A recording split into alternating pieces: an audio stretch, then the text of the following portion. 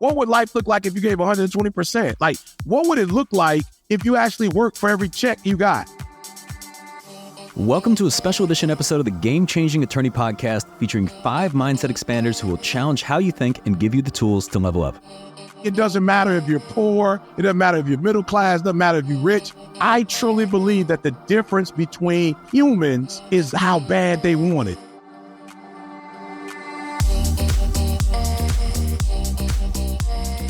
I'm Michael Mogul, founder and CEO of Crisp, the nation's #1 law firm growth company. I've built my business through practice, not theory. Crisp started with just $500 to my name and has grown to over 8 figures in revenue over the last few years, earning a spot on the Inc. 500 list of the fastest growing private companies in America.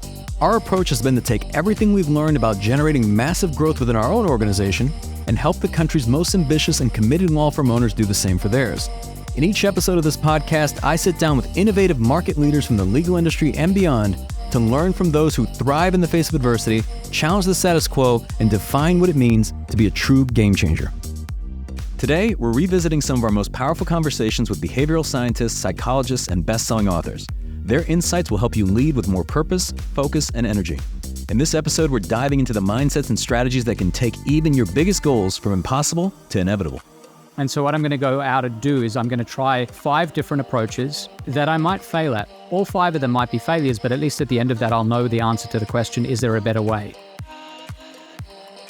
That's coming up on the Game Changing Attorney Podcast.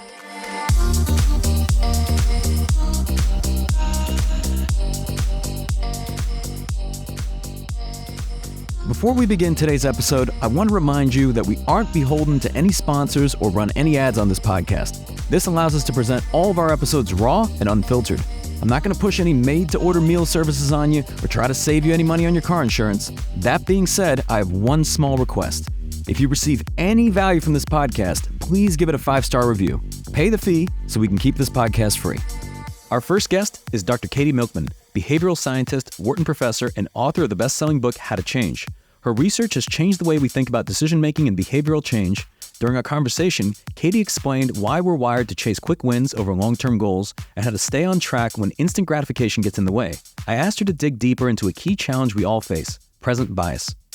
Yeah, I'm so glad you went to present bias. So this is probably the most pernicious obstacle when it comes to behavior change. It's certainly the one that I find nastiest. And it's our tendency to care more and weight more in our decisions, whatever instant gratification we will get from a choice, relative to the long-term consequences that will ensue. So optimally, of course, a decision maker would sort of think about the global picture, not only what joy and pleasure I'll get today from a choice, but also what the long-term consequences will be, right? If I choose to blow my paycheck all on one fancy new gadget and don't set anything aside for retirement, we would recognize that that's not maybe a great decision because in the long run, we'll regret it. But because we are wired to focus more on the present than on the long run, we make decisions that are short-sighted too often. We, overspend when we should save. We overindulge when we should cut back. And so this can be a huge barrier to change, that tendency to focus on the instant gratification. So in my research and research by others has started looking at, okay, given that this is a really pernicious and persistent problem, what are some of the tools that are most useful for overcoming it? If that's the thing that's standing in the way, say you want to exercise regularly, which is a pretty common goal, and you hate the activity of exercise, it's going to be really hard to motivate yourself to actually do it because of present bias. You should, but you'll always say tomorrow I'll start that workout routine. Today I'm going to sit on the couch and enjoy. So how do we bust through? There's sort of 2 strategies. One is the carrot, which is to try to actually make it more instantly gratifying to do the thing that's good for you. And the other is the stick, which is to make the consequences so steep of failing to follow through that you will actually decide it is optimal, even with your present bias, to take action now. So those are the 2 sets of tools. And I'm happy to dive in and start talking about some of my favorite tactics, if that would be helpful. Yeah, well, so I'd love to hear. So I know when you mentioned this, you talk about temptation bundling and gamification, and I'd love you talked about when this works and then when it doesn't work. Yeah, absolutely. Well, one of the most powerful tools that we can use to change our behavior for the better when we face present bias is actually to make it instantly gratifying to do the things that are good for us in the long run. And this insight, I'd say the best research on this comes from my colleague Ayelet Fishbach at the University of Chicago and Caitlin Woolley at Cornell University. They've done research showing that when we have a goal that we want to achieve, most of us think, I should just look for the most efficient path to get to my end objective. That's the way to go. But a small subset of people think about goal pursuit a different way. They actually look for the most fun way to pursue their goals. So I'm going to go back to the gym example. If you think about the gym, it might be the difference between heading for the maximally efficient Stairmaster to get to your goal of getting fit versus going to Zumba class with a friend, which may not be as efficient, but it's going to be a lot more fun. What Ayelet and Caitlin found is that if we actually encourage people to look for the more fun way to pursue their goals, they persist longer. But most people don't have that intuition. Most people look for the most efficient way and then they quit quickly because they aren't enjoying in the moment the experience of goal pursuit. So I think this is an incredibly important insight. I often call it sort of the Mary Poppins effect, because if you remember Mary Poppins, she sings about the spoonful of sugar that we need to get the medicine to go down.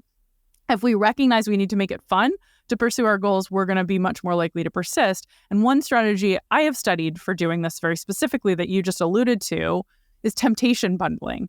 And I studied that actually as a graduate student. It came out of, I call it me search. It came out of my own struggles to exercise more regularly. And I found a tactic that got me engaged and excited to go to the gym was actually only letting myself indulge in the entertainment I craved when I was exercising. And it was this magical solution to two problems I had. One problem was I couldn't motivate myself to go to the gym at the end of a long day. And the other was I was wasting time on, binge watching my favorite TV shows when I should have been doing my classwork. And so I found if I only let myself enjoy those indulgences at the gym, magic happened. I suddenly started craving trips to the gym to find out what happened next in my latest, thriller. Time would fly while I was there, and I'd come home rejuvenated and energized and ready to focus on the work I needed to get done because I'd already gotten that entertainment fix out of the way, and I was getting the exercises I needed in to feel healthy and great. So it turns out I've studied temptation bundling and proved it's not just me, but lots of us can benefit from linking something really tempting and enjoyable with things that we find to be a chore on their own. It creates a hook that gets us engaged. And we can do it with exercise, but there's other ways you can imagine doing it too, from only letting yourself listen to your favorite podcast, maybe this one while you're cooking a fresh meal for your family, or doing household chores, only picking up some snack that you really crave on the way to hit the books at the library or while working on an important project for work that you've been dreading. There are many different tools we can use to temptation bundle, and that can be a way to overcome present bias. What about the component of like conformity or community? I know you mentioned in the book that the closer you are to someone and the more their situation resembles your own, the more likely you are to be influenced by their behavior, which is, it's kind of a way of saying like we're the average of the 5 people you spend the most time with. But I'm just curious, how much of a role does community play in behavioral change? It might be the most important factor. And one of the things that's tough is it's one of the more difficult factors to change because we don't choose our community always. Often it chooses us, but there's a huge influence that social forces play on our ability to achieve our goals. The people who we surround ourselves with show us what's possible. They give us hints as to what we can do to achieve similar objectives in life. And so to the extent that you can actually craft a community of like-minded individuals, that you can build groups that you socialize with intentionally who have similar goals and shared aspirations, is really, really valuable. It's a reason, frankly, that so many of the organizations built around behavior change, from religious organizations to organizations like Alcoholics Anonymous or WW, formerly known as Weight Watchers, they recognize this, and groups are such a huge part of the techniques they use to help us get to our end objectives. But you can do this deliberately in your own life and recognize if you can form a group of people with similar goals, whether it's people who want to run a marathon or people who have similar business objectives, spending time with those people, learning their tactics. I often talk about the power of forming an advice club can be really useful because you see what works for other people who are similar in various ways in terms of their objectives and ideally their background and skills. And you can copy and paste what's working for them and start learning and using it yourself. But another feature of sort of an advice club where you have a group of like-minded people, you seek advice, you see what's working for them, ask what I should do in this situation, is actually when you get asked for input, when someone comes to you and says, what would you do in this situation?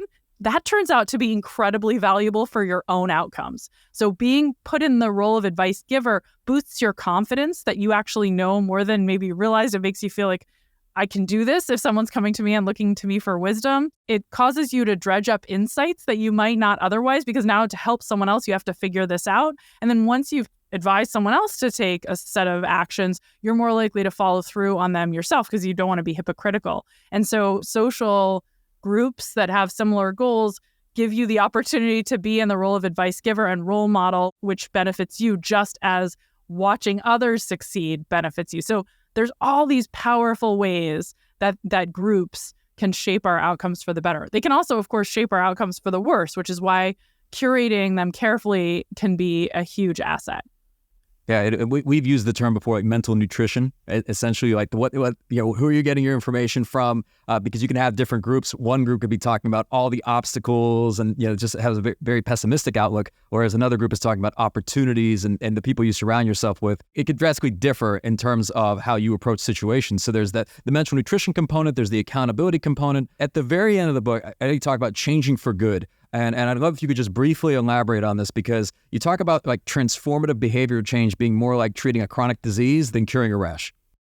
Yes, maybe not the most attractive of comparisons, but one of the maybe most important insights that I have ever gotten from a conversation came from talking to one of my colleagues at Penn's Medical School, actually whose research I've even cited in this very conversation, Kevin Volpe, who's a brilliant behavioral scientist, an MD who does a lot of interesting work on behavior change around health outcomes. And I was talking to him about a study that had sort of a mixed success, and I was really frustrated by this study. So it was a study I had done with Angela Duckworth and actually 24-hour fitness gyms, where we had developed 54 different behavior change programs in partnership with dozens of scientists and piloted them on tens of thousands of people to try to create lasting change. And the programs all lasted for a month. And the objective was to create change that would last permanently, really, not just for a month, but for years and years in folks' exercise patterns. And we'd had success and failure. Success looked like during that month when the program was in place and people were, hearing from us regularly, getting encouragement and so on, really good things happened. We saw a lot of positive change in behavior. But then after that month ended and we looked out to the future, we saw that a huge amount of the change we'd created decayed. So I was talking to Kevin and lamenting, why didn't the change last? It's so frustrating. We did all the right things for this month. We saw these benefits, and then it sort of fell away. And he had this great comment. He said, Katie, when we treat someone for a chronic disease, someone comes in, we diagnose them, say, with diabetes, we don't put them on insulin for a month and expect them to be cured. We treat them for a lifetime because we recognize that the things that are making them diabetic, they're not going anywhere. So why do we think behavior change is any different? Why do we treat it as a temporary state that needs to be cured rather than a chronic state? Because all these barriers to change, that we're present bias, that we sometimes lack confidence in our ability, that we can be forgetful, that bad habits are easier to fall back on than good because we take the path of least resistance. Those things aren't temporary. And so why would we give them a temporary treatment? And I thought it was such an important and valuable insight. It was like one of those light bulb moments in my life. And it's true when you look at the data, so many of the tools that we know can help change behavior, they work in a durable way if they're applied durably. But once you take them away, they stop working, right? So if you've found a way to get to the gym regularly by, bundling it with your Netflix binge watching of your favorite shows, and suddenly you shut down your Netflix subscription, the gym is going to go back to not being fun. And why are you going to want to keep going? So there's no reason to shut down the tools. I think there's sort of like a glass half empty or a glass half full way of looking at it. And I tend to be more of an optimist and say, look, the tools that help us create temporary change, we can keep using them to create lasting change. But it is really important to recognize there's not quick fixes out there, that if you sort of try something for a month and say, okay, I'm done. I did it for a month. Now it'll just last. For the most part, you're going to be disappointed. There are some things we can put on autopilot through practice and repetition, but the reinforcement part is really important to continuing most behavior change. Katie Milkman shows us why setting goals is easy, but sticking to them is the real challenge for most people. Once you're ready to change, how do you stay focused when you're juggling multiple competing priorities? That's where Ayelet Fishbach comes in. She's a leading expert on motivation and decision-making and shares how to build self-control and maintain focus.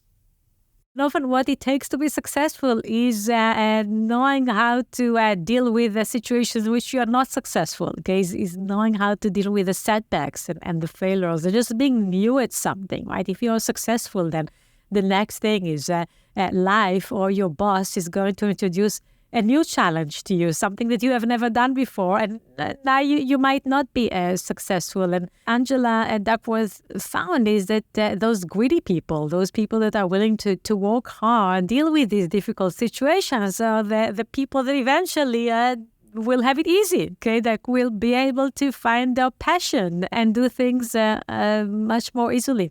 Our joint paper, which was actually led by Lauren Esquis-Winkler, we found that when people experience those setbacks and we encourage them to give advice to another person, they were able to stay motivated. And we looked at people that were unemployed, so they were looking for a job, or they reported that they are struggling saving money, or they were reported that they are too angry, so they were trying to control their emotions.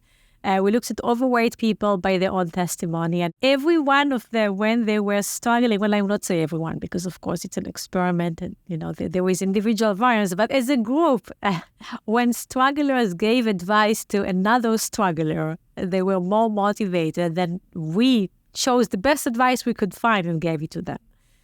That's fascinating because this kind of brings in the power of like community. And I want to talk about actually self-control, because I know this is an area of research that you're quite passionate about. What's the role of self-control when it comes to sticking with our goals? Like, how do we overcome ourselves?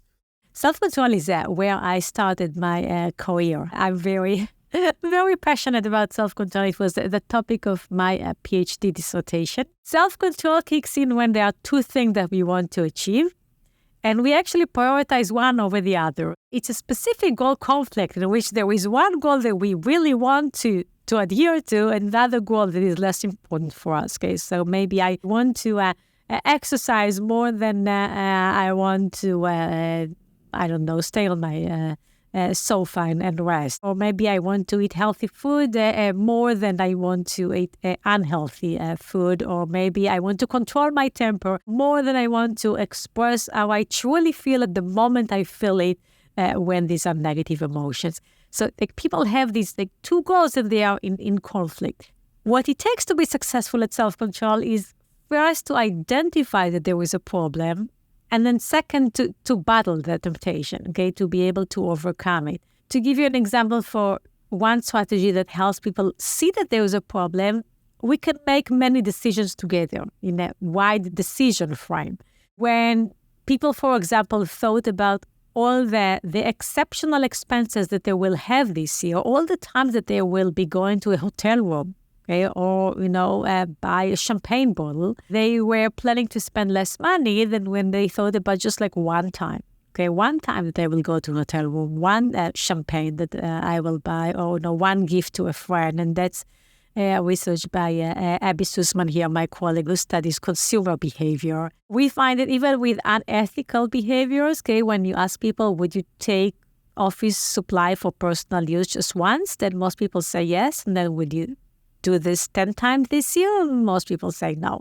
Okay, just thinking about multiple opportunities together helps people see, this behavior is actually not the way I want to act, okay, the way I want to see myself, if you will. Then the second challenge is to exercise self-control. And what we find is that when people are aware that they are going to have a temptation, they are better prepared. They are better mentally and often physically prepared to resist. So interventions such as reminding yourself that it's going to be a very tense situation, it's going to be very easy to lose your temper, or there are going to be lots of alcohol at the party, or you are going to be tired and wish to skip your daily exercise. All of these help you to exercise self-control at the moment so that you will not drink too much alcohol, not lose your temper, and exercise on that day when you don't quite feel like it. So it seems like we're not very good just as a whole at self-control, right? And it really at willpower. I'm curious as to the relationship between willpower and then environment. So for example, if somebody aims to eat healthy, Are they better off, exercising, these practices of self-control or removing all unhealthy foods from their home? I like that when I finished my speech on how to exercise self-control, you said, "Oh, that sounds hard." And you are right. It is hard to exercise self-control. And you're also right that, the way to change our behavior is to change the situation or the way we frame it. If there are no donuts in my office, it is much easier not to eat donuts than if there are donuts in my office. Removing certain tempting stimuli from my environment is often the way to go. Given that you cannot fully remove all temptations from your environment, then the way you think about these objects or activities also matter. Okay, if, for example, you told a friend that you are not going to touch these donuts, or if you made a rule that you don't eat donuts in the office, despite the fact that they might be there because someone else brought them to you, should still be able to resist, or at least has a better chance. It's hard. Donuts are good. Yes. Well, and what I've seen, whether it's, donuts or, drinking or whatever it is, you see people when they're in situations that require this degree of self-control that they begin to negotiate with themselves, right? Like they're looking at the sweets and they're thinking, what if I just had one donut, right? And then 1 turns to 2, it turns to 5 and beyond. I agree in the case that we can't completely remove ourselves from all environments. I imagine we have to socialize as human beings. But for someone who is really struggling with maintaining a certain habit or progress towards a goal, at what point do you say, hey, you've got to really control the environment of what's around you, the people around you, and approach it that way? You should always start with the environment. It's the easy way. Don't have certain things in your environment, or do have certain things in your environment. Let me give the example of working from home. Okay, back in the days when we all worked in the office, it was easy not to feel tempted to do my household chores when I was in the office. There was clear separation. And when I was at work, I was just working. And when I was at home, I was doing everything else. But then the situation has changed on us. Okay? And many people are working from home, at least part-time. And now you have to build all these self-control devices. Okay, now you need to say, well, when I sit in this room or in this space, I focused on work, and maybe I cannot quite work in my kitchen because there is just too much that is going on there. Before I mention all the foods that are there, that is distracting. And so, yes, you're right. In certain environments, that's easier, and we should design our environments so that there are fewer temptations there. But we should constantly adjust and constantly think that we can remove from the environment. We should be thoughtful about where we put ourselves so that it is easier to get things done there. And what about juggling multiple goals? So, for example, when somebody finds themselves in a situation where they almost have conflicting goals, let's say they're very career-driven and they want to really grow in their career, which requires a certain level of commitment and dedication, but then they also want to spend more time with their kids. How do you basically reconcile the two? Yes. In a way, self-control is already juggling multiple goals, but self-control has this structure where there is self-control dilemma, has one goal that you want to achieve more than another goal, and the other goal is what we call temptation.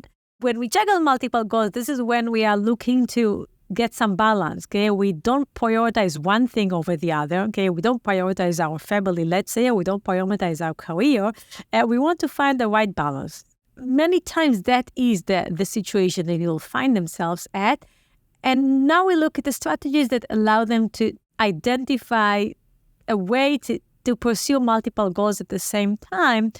One thing that we looked at when we look at the activities that people choose is that often there is a preference for what we refer to as multi-final means or multi-final activities. And these are activities that help you achieve several goals simultaneously.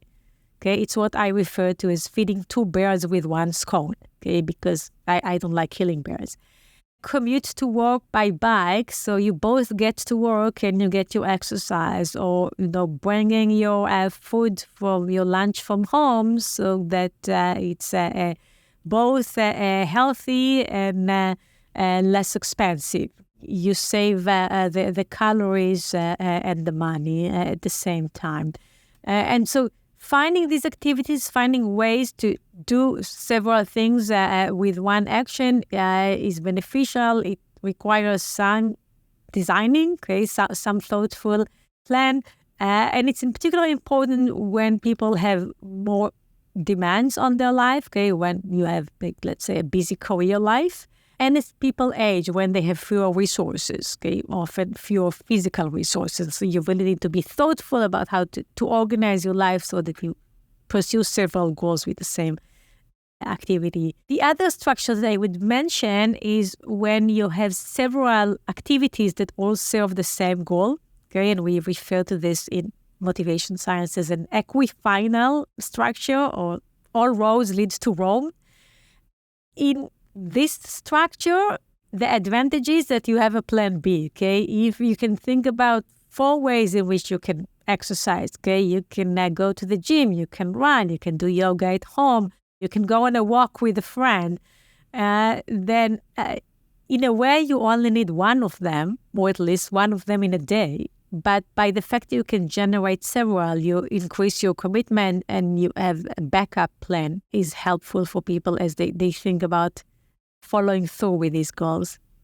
Ayelet Fishbach shows us how self-control helps us stay focused while juggling multiple goals. But what happens when your goals feel overwhelming or failure feels inevitable? That's where Adam Alter comes in.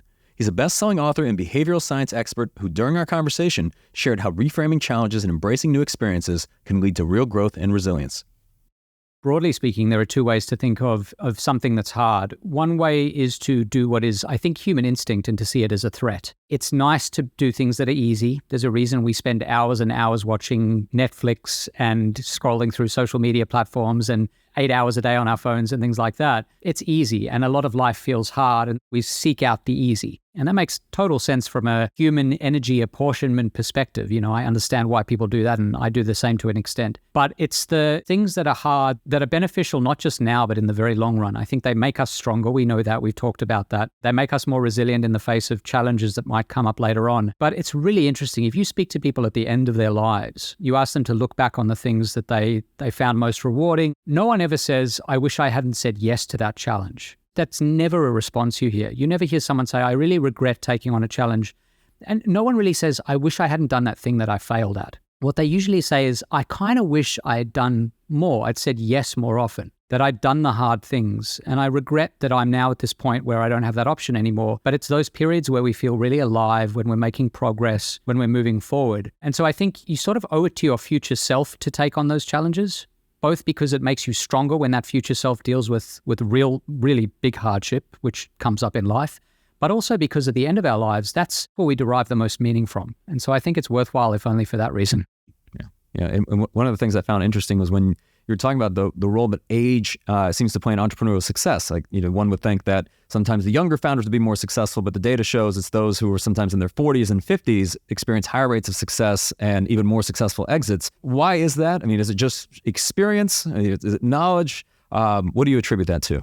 Yeah, so, you know, there's a lot of discussion about prodigies and precocious talent and young people who are very successful. And it makes total sense that we focus on that. On a certain level, that's more unusual. That's more surprising. The idea that with less skill, with less experience, people might succeed suggests that they've acquired more of some valuable attribute that is required for success more quickly than other people do. And so that's always interesting. And that gets the lion's share of attention in articles that are written in movies and so on. But when you do that, when you have a particular thing that's interesting because it's eccentric, you forget about the majority. And the majority is such that we get better over time. Certainly our cognitive capacity declines a little bit over time and quite rapidly in old age. But as adults get more mature, they by definition have more success. They know more things just by virtue of having been alive for longer. They have failed more, which is really important. They've had more chances to fail. It's true they've had more chances to succeed, but what's more important is they've had more chances to fail. And so that means if this is your 27th attempt at a venture, you're creating a business or whatever it might be, some creative pursuit, you know 27 things that don't work.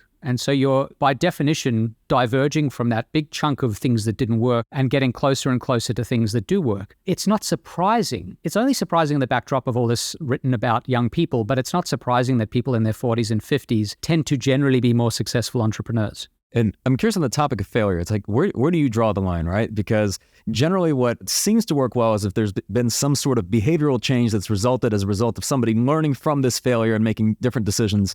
So I'm curious, at what point is it seen as like failure as an asset versus this person just makes bad decisions? Yeah, I mean, it sort of depends, right? You've got to be a bit of a human psychologist. You've got to think about what this particular failure represents. There's failure at very basic tasks. And there's failure at extensions, tasks that are designed to challenge. There's failure that comes from doing something different. There's failure from trying something different. I think for me, the biggest hat tip that people get for failure, or should get, from me at least, as far as I'm concerned, is when they say, everyone's doing this one thing and it seems to be successful at like a 7 out of 10. That's not what I want. I want an 8 or a 9 or a 10. And so what I'm going to go out and do is I'm going to try 5 different approaches that I might fail at. All 5 of them might be failures, but at least at the end of that, I'll know the answer to the question, is there a better way? I talk about this Olympian, the US Olympic team in 1988 and 1992, Dave Burkhoff. Burkhoff was not built like a lot of the backstroke swimmers of the time and today as well. The average world record holder is 6'3" or 6'4". He was about 5'10". It's a very big difference. It's half a foot difference.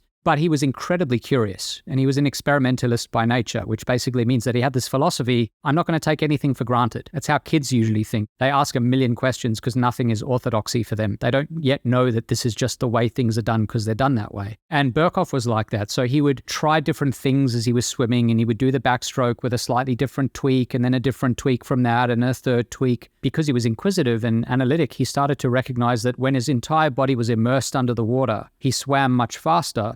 But naturally, when your whole body's underwater and you're exerting yourself, your body cries out for oxygen. So the instinct of everyone who'd ever swum before was to pop out of the water as soon as possible and grab a pull of oxygen. And Burkhoff talks about training his body to stay underwater for longer. So instead of the 10 meters that everyone was spending at the beginning of the backstroke, he would do 15 and then 20 and then 25, to the point where he was doing 40, 45 meters underwater, almost the first lap of the pool on a 100-meter swim, a 2-lap race. And he found out that you swim about 80% faster when you're fully immersed. And he broke world records. So this tweak, the highest form of payback you can get in swimming is to break a world record. All he did basically was ask the question. He failed probably 1,000 times with techniques before that, but it was those failures that paved the way, in this case, for a colossal success. Interesting. And I know you talk about in the book, like embracing beginnerhood as a way to just kind of maintain this like mind expanding perspective. So that sometimes if someone becomes a subject matter expert, or it becomes, this is the way we've always done it, or kind of the best practices of an industry, for example, that can become quite limiting.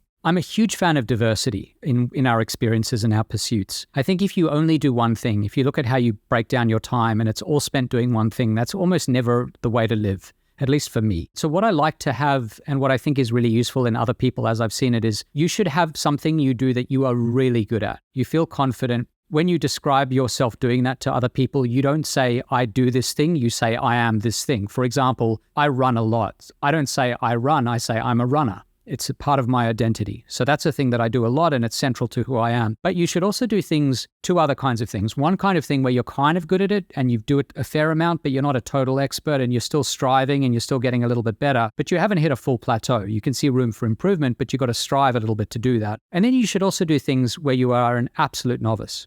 You are objectively not good at this thing. Everything you do, it's a steep learning curve and the gains are tremendous. And you may never get to the point where you're an expert as you are with the first thing I mentioned. But just by embracing these kinds of different levels of expertise, I think you become a much more rounded human being. And those are the hardships you invite into your life by saying, I want to do this thing. But there are a lot that you don't. And I think you get better at dealing with those by artificially dealing with the ones you invite into your world.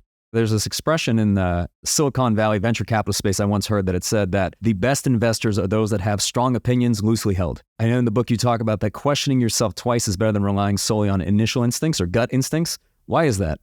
Yeah, it's one of my favorite quotes is from the golfer Sam Snead, who is known for having one of the most beautiful golf swings of all time. And when people asked him, how do you do it? Like, what is it that's the magic secret sauce here? He basically said, you have to hold the golf club as though you're holding a small bird, not so loosely that it flies away and not so tightly that you crush it. I think the metaphor applies to holding a golf club. And I actually do find it helpful when I swing a golf club to use that metaphor. But I think it's much more useful as a general metaphor for how you should hold on to things that are intellectually important to you, like your your orthodoxies and ideas about the world. They should be held tightly enough that you don't just say, oh, whatever goes, everything's fine. But they should be held loosely enough so that you update and you change your opinions and you say, hey, that's interesting, but let me tweak that to make it a better reflection of the data I've collected over time. The nice thing about being a beginner or about being somewhere between beginnerhood and expert, you are still open to being molded to some extent. And even as an expert, you should be, but I think it's harder to be when you're really an expert at something.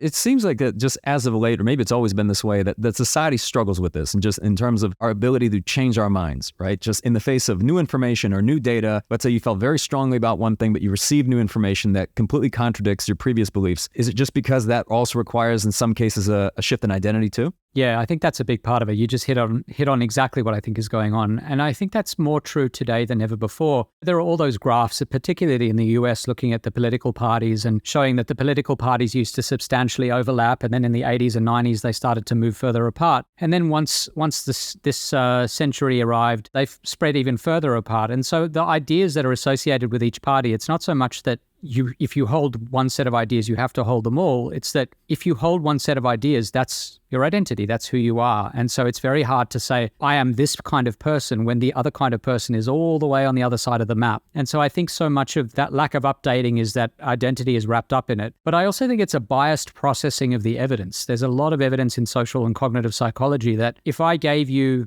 very good arguments against an idea that you hold, and I gave you very bad arguments that suggest you should change your mind, you're going to find all sorts of good reasons to discount the ones that are inconsistent with your belief. And you will find all sorts of reasons to say, hey, I'm really swayed by the arguments that confirm and reaffirm my belief. That's just how humans are. We're very tribal, perseverate, which means we just kind of stick with whatever it is that's been working for us as far as we're concerned. It makes us very stubborn. Adam Alter reminds us that embracing your failures and seeing challenges as opportunities are the keys to growth. But how do you close the gap between wanting something and doing the work it actually takes to achieve it? That's where our next guest, Eric Thomas, better known as E.T., comes in. One of the world's top motivational speakers, E.T. is known for his electrifying energy and his mantra, when you want to succeed as bad as you want to breathe, then you'll be successful. During our conversation, E.T. shared what it really takes to push yourself and your team to the next level. I never said when you want to eat as bad as you want. I never said that, because you can go 30 days without eating, right? Gandhi fast. So many people fast for, 20, 30 days. I never said when you want to succeed as bad as you want to drink water. I think you could probably survive maybe 3 or 4 days without water. I said as bad as you want to breathe. You can't go 5 minutes. Like, that's brain damage. Like, you can't go 5 minutes without breathing. So the challenge is not potential. The challenge is not even talent. The challenge is desire. They said effort is the indicator of interest, right? Effort is the indicator of interest. And so I think the biggest challenge is that people have potential.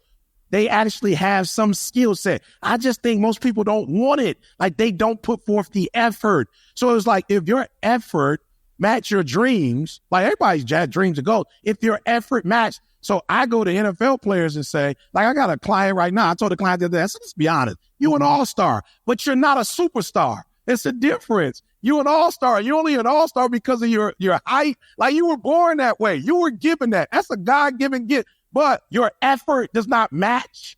It doesn't match your talent. Your talent is 120. Your effort is about 70. And I'm telling you, I travel to these corporations, these athletes, just normal people. And it's like, man, you only giving 70%. What would life look like if you gave 120%? Like, what would it look like if you actually worked for every check you got? Like, I know you want the check, but what if it looked like if you had to really work for every check? And so for me, it doesn't matter if you're poor. It doesn't matter if you're middle class. It doesn't matter if you're rich. I truly believe that the difference between humans is how bad they want it. And there's a group that wants it as bad as they want to eat. They do. You get hungry, you want to eat. There are a lot, people don't like to fast. There's a group that drink, you get thirsty. But there's a group that they want it so bad, it's like breathing. Like, they eat it, they drink it, they sleep it. And I don't think success is as much about talent as we like to believe it is. Or I wouldn't be where I am today. I wouldn't be considered one of the number one motivational speakers in the world. I don't believe I'm better than the late, great Zig Ziglar, who was my favorite. I don't believe that I'm more skilled than a Tony Robbins or a Les Brown. right? I don't believe I'm more skilled than most of the people out here that's doing this work. But I don't know how many people had the volume of content that I have. I don't know how many people getting up at 3 o'clock in the morning and doing a video noon, doing a video at night when you go home. I'm giving you something so your family could be excited when you get home. Like, I don't know how many people work. Like I say all the time, your mama might have this, or your dad might be rich, or you might have a network or a net worth, but you will not outwork me. That's effort. That's heart. That's desire. Man, I just think America, I think we're slipping a little bit in terms of, when I was coming up as a kid in the 70s, America was like, no other country was even close to us. You know what I'm saying? We're like a superhero.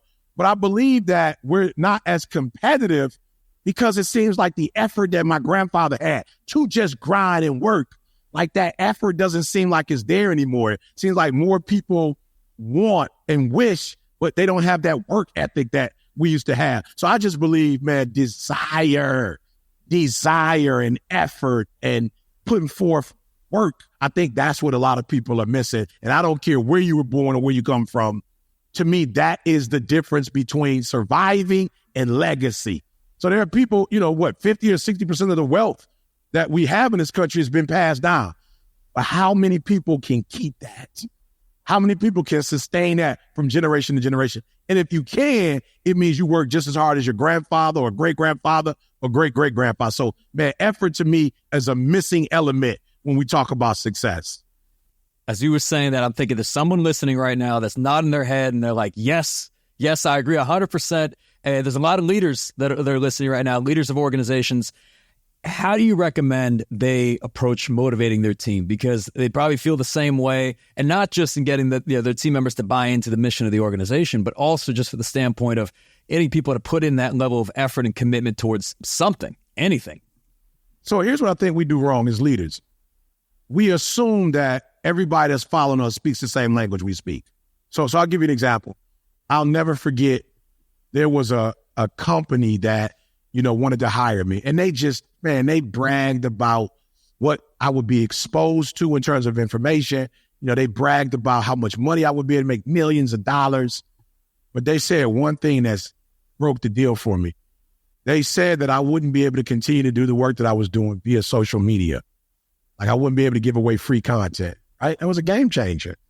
Like, that's a game changer. You telling me I'm actually trying to give more people access into this great American dream. When you hear certain people talk about the country in a bad way, I get it. You haven't experienced it. Like, you haven't been to Utah like I've been to Utah.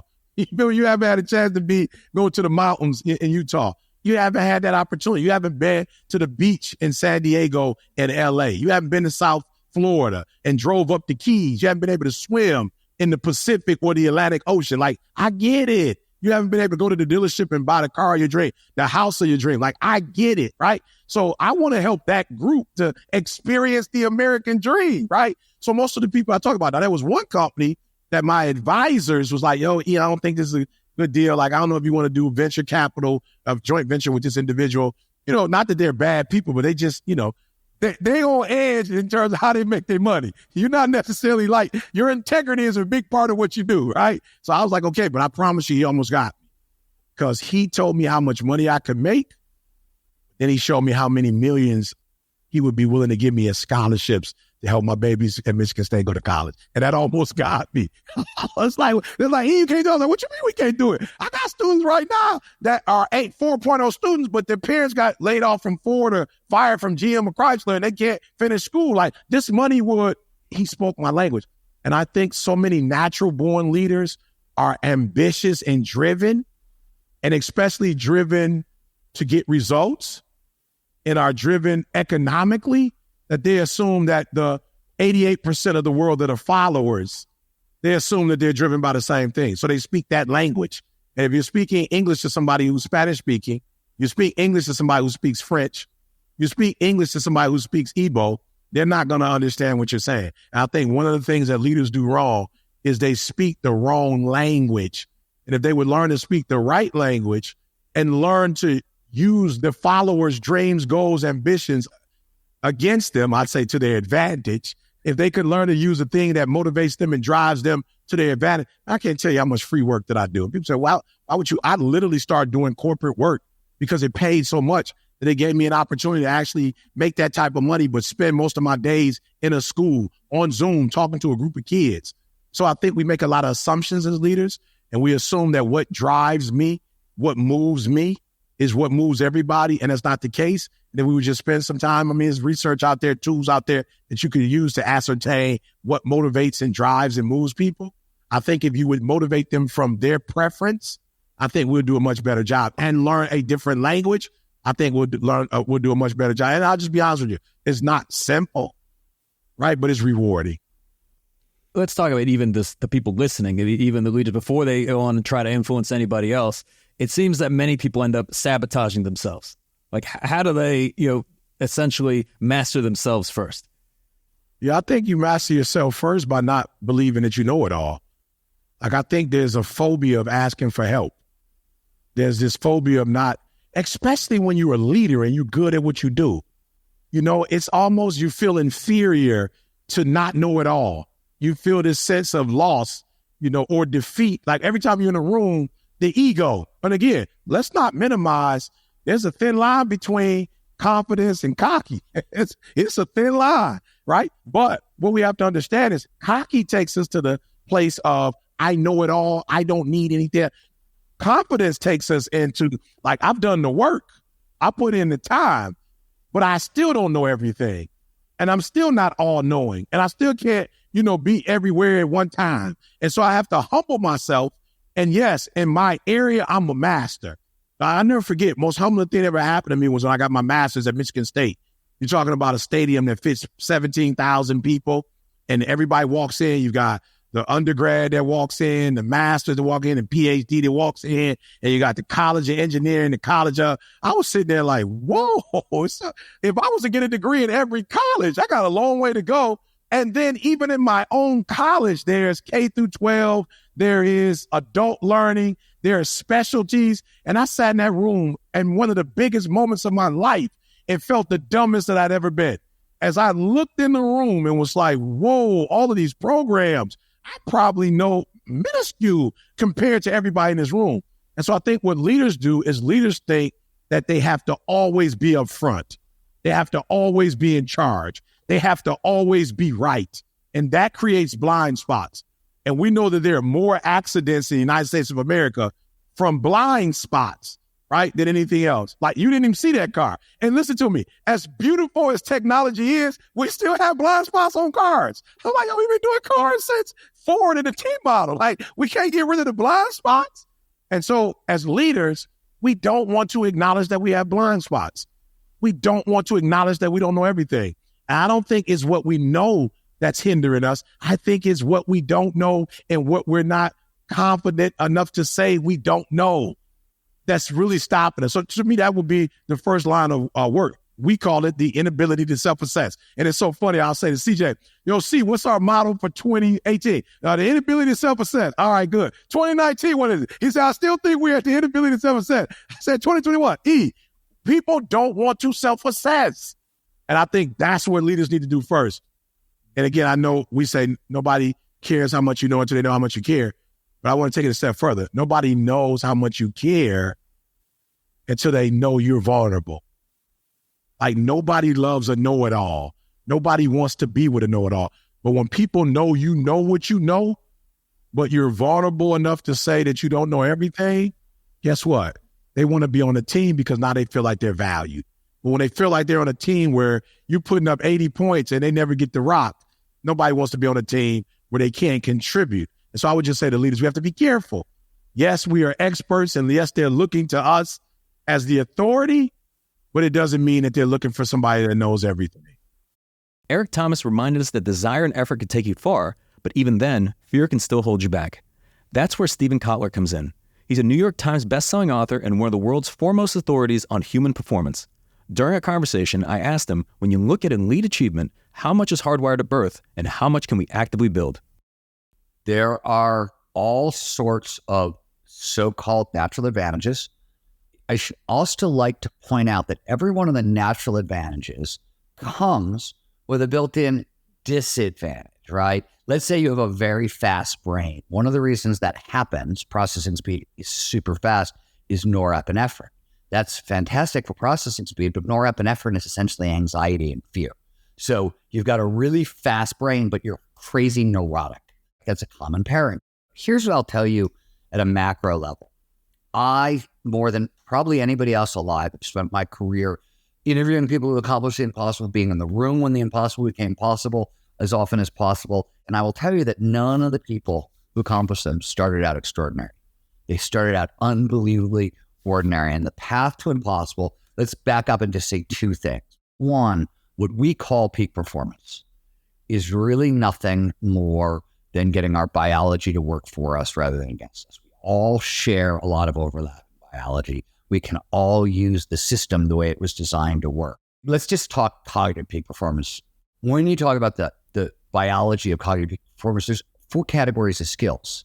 There's a category that sits under the heading of motivation, another under the heading of learning, a third under the heading of creativity, and a final one under the heading of flow, which is a technical term for the optimal state of consciousness. We feel our best and we perform our best. And if you're not familiar with the term or what I'm talking about, it's any of those moments of rapt attention and total absorption, those in the zone moments. You get so fixated, so focused on what you're doing, everything else just starts to disappear and melt away. And all aspects of performance, mental and physical, tend to go through the roof. We call that flow. I always sort of paint this picture together if everybody's like, why those 4 categories? In any situation, motivation gets you into the game. Learning allows you to continue to play. Creativity is how you steer, especially when you're going after sort of impossible challenges where like, how the hell do I get there, right? And these could be business challenges like, how the hell do we settle this case? Or these could be, how do I run a sub 4 mile? And flow is how we turbo boost the results beyond all sort of recognition and normal expectation. So whenever the topic comes up, whether it's work-life balance or working to, insane hours, there's always going to be somebody listening who's wondering, that's great, but is that person happy? And I know in your book, you present the findings from, I believe it was Angela Duckworth. She did a study basically finding a clear link between grittiness and the level of happiness that people pursue. If you could speak to that. It is worth pointing out that grit is the very last motivator you want to reach for. Grit is what we use when all the motivators are on.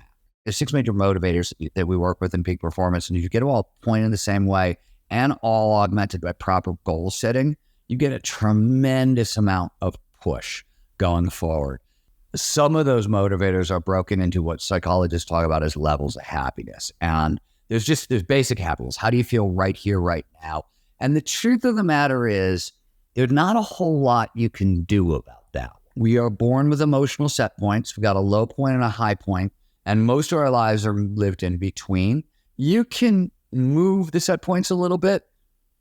Regular access to flow can slide you up. Death of a child or chronic unemployment can slide you down. Other than that, they tend to be pretty fixed. And they're set up usually by time we're 11 or 12. And we don't really know entirely what is doing that yet, but we just know it sort of happens.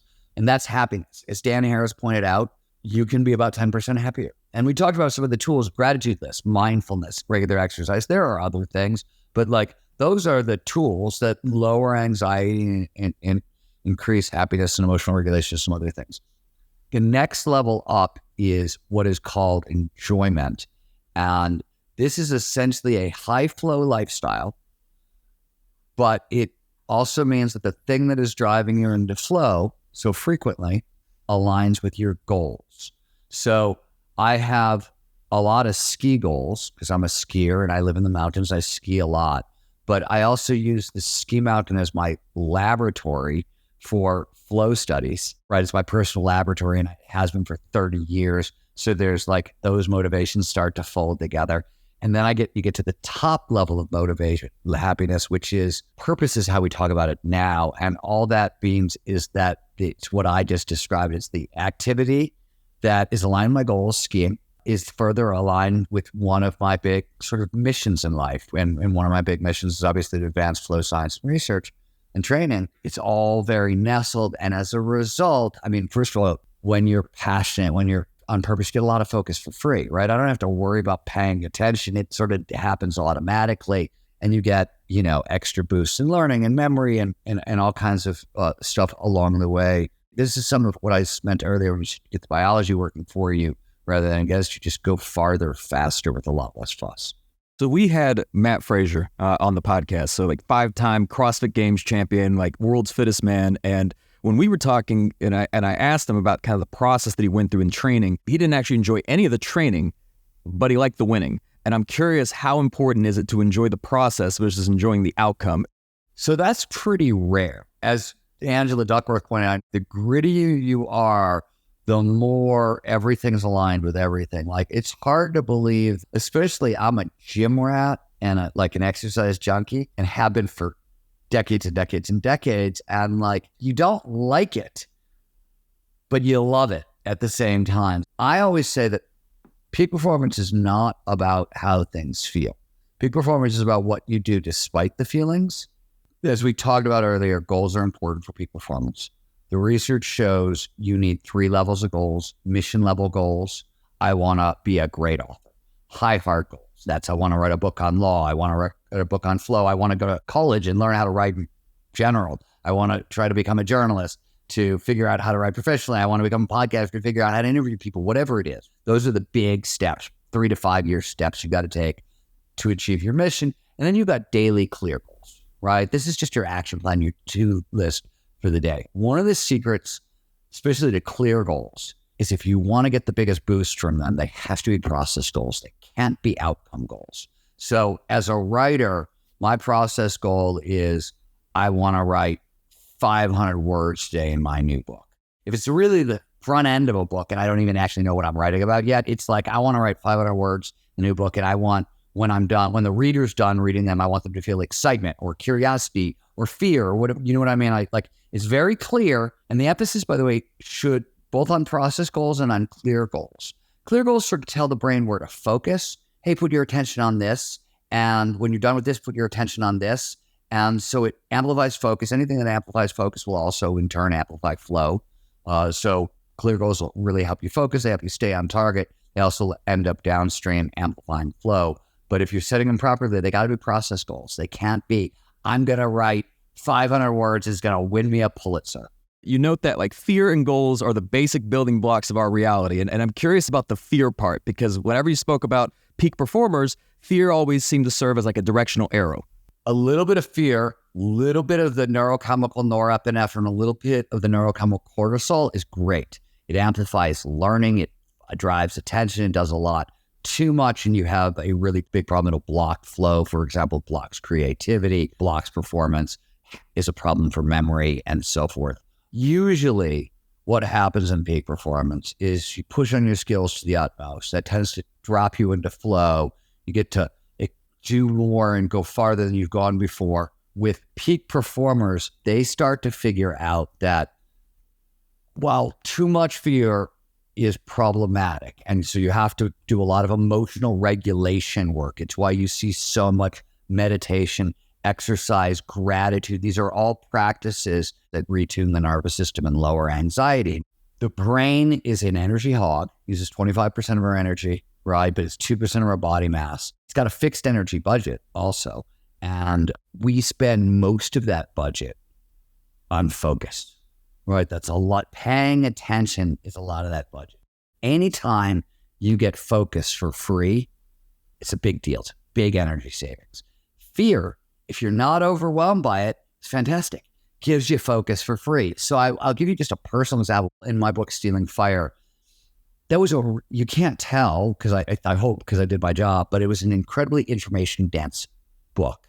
Most sentences are like one fact per sentence. If you're reading a really factually dense science magazine like Wired, you can get 2 or 3 sometimes.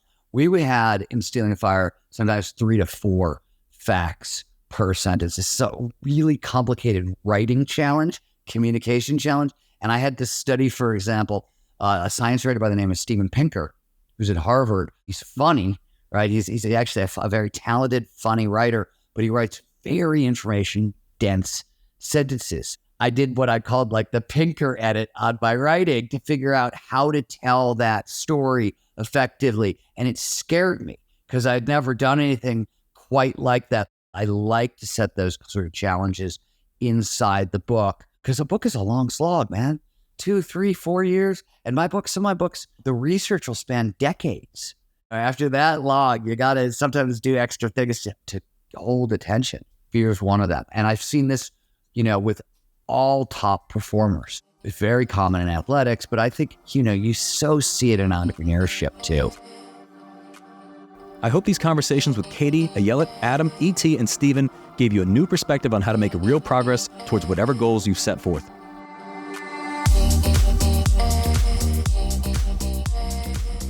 If you found this episode valuable, here are 3 free ways that I can help you grow your law firm. Number 1, download the first chapter of my book absolutely free at GameChangingAttorney.com. Number 2, you can shoot me a text at 404-531-7691 and I'll answer any question that you've got for me. And finally, number 3, if you can leave this podcast a 5-star review, it'll help us gain access to more influential thought leaders and bring their lessons learned here to you. For more information on this episode, see the show notes in your podcast app or visit legalpodcast.com.